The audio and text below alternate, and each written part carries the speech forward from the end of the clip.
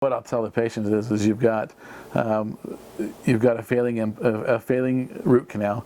You can go in and get it retreated and spend. I've even had patients that they don't even have a root canal, so they've got a bony defect. They got maybe a possible root fracture, and you can look at it. You can see it with the CBCT and look at it and go, okay, you can do. Traditionally, what would happen with the regular X-rays, you send them to a specialist. They get a root canal.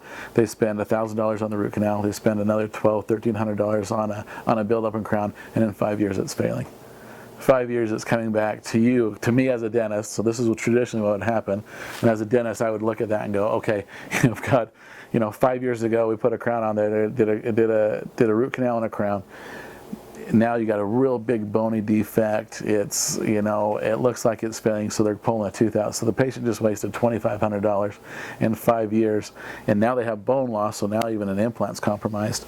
And I can look at that with the CBCT, look ahead and go, do you want to spend $2,500?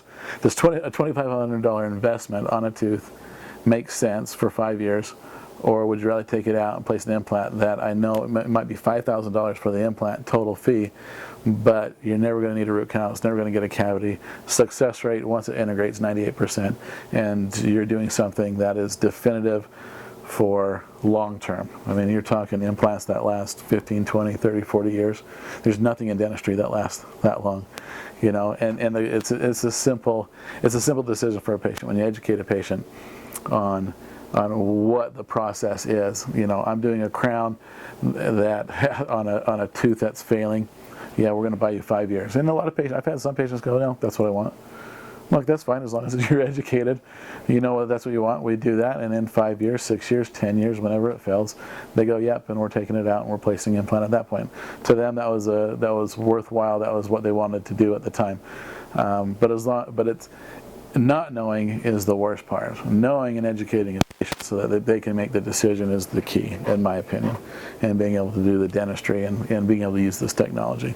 So the cone beam is what gets you to that point. Cone beam gets you where you can see. Yeah, and if you can't see it, you can't diagnose it. So many times patients, are sitting there, they're frustrated, and I can't tell you how many times patient goes, well, the dentist I'm coming from is a great guy, I've known him for a long time, but he just can't get this right. He just keeps hurting me. He can't fix this, and I need some relief. I need something. You take a cone beam, and well, there's your problem. I mean, it's obvious when you see it in 3D, where if you don't have those tools, and what will actually eventually it'll become protocol. I mean, we're moving in the direction that liability-wise, if you don't have cone beam, you are not being able to diagnose to that standard. I think in the next 5 to 10 years, it's going to be required before any crown or anything else, because you can't see what you can't see, and we're limited in regular dental X-rays. Radiology, we're limited in what we can see.